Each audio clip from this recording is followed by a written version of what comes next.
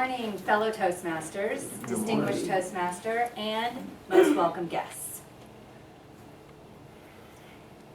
Have you ever received a gift and looked at it and said, when will I ever use this?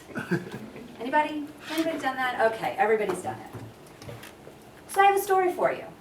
I received such a gift, probably now about 13 years ago.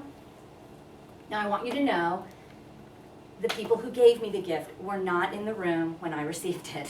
So they did not see my face and my exclamation of, when will I ever use this?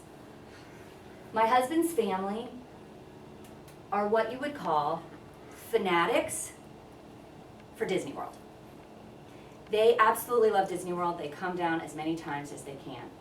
So that year, I think they all got together and said, let's give them Disney products. I got plates and cups and bowls and a Mickey waffle maker. When will I ever use this? A little more history. I'm not really someone who's in the kitchen. So maybe they did know something about me. But back when I got this Mickey waffle maker, I had to pour the mix into a bowl. I had to add maybe sometimes egg, maybe sometimes water, maybe sometimes oil. That's a lot of adding for me, okay? So I have to tell you, this waffle maker hardly ever made it out of the box. But my father and I started training for the marathon, the Disney Marathon. And what we would get would be a Mickey medal. So when he would come over to train every Saturday, we thought, after our training, we should have a Mickey waffle. So back then, I would pour the mix into the bowl and the water and everything. It was my dad, I had to do it. And then I would take a spoon and I would pour it in. But let me tell you, there is something called shake and pour. And because of the shake and pour, this thing gets used much more often. So basically you just add water to your mix. You make sure that the Mickey waffle iron is heated up. You simply pour it in and you wait. And a lot of times we sit around and we tell stories. And this Mickey waffle maker has been used now a lot. It is mostly a themed event, I have to tell you that. Everyone started getting jealous that my dad and I were having these Mickey waffles every Saturday. By the way, you should only have one. We used to have like 2.5 each. And I was the first person that I think I know gained weight when they were training for a marathon. Well, my family found out and now they wanted in on the Mickey waffle maker.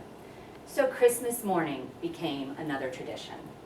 And I have to bring the Mickey waffle maker, the shake and pour, and all the other fun things. And after we open our gifts, I stand in the kitchen and say, who wants the next Mickey waffle? And I make them a Mickey waffle. So before it was we just pour it and we just have it. But then everyone started getting a little picky. My daughter, chocolate chips. There must be chocolate chips in hers. My husband, strawberries. So you can put it in there while it's cooking, or of course afterwards you can put it on top. We've never done blueberries, but I thought the other day, how much fun would that be? Kind of like a blueberry pancake, right? And of course bananas is another fun one. Some people do put syrup, some don't. And some actually like to make it like a dessert and put whipped cream on it. Now, my favorite time to make the Mickey waffle is actually when we go on our camping trip. A few of you have heard about our camping trip. It is to Disney's Fort Wilderness Resort. So of course, another Mickey event, we need a Mickey waffle maker. There are 9 families who come. Everyone knows about the Mickey waffle. So for a couple of hours, I stand by my campsite with my Mickey pajamas on, and I offer Mickey waffles. You know, it's a themed thing. I almost did wear my Mickey pajamas this morning, but I thought that was a little bit over the top. So, this is a Mickey waffle. Oh. It's cute. got a little face. My father, every time before he would eat his Mickey waffle, would take a picture of it. It is a special event. And I would love to share them with you after the meeting. I'll be happy to stand around and make you one too, Mr. Toastmaster.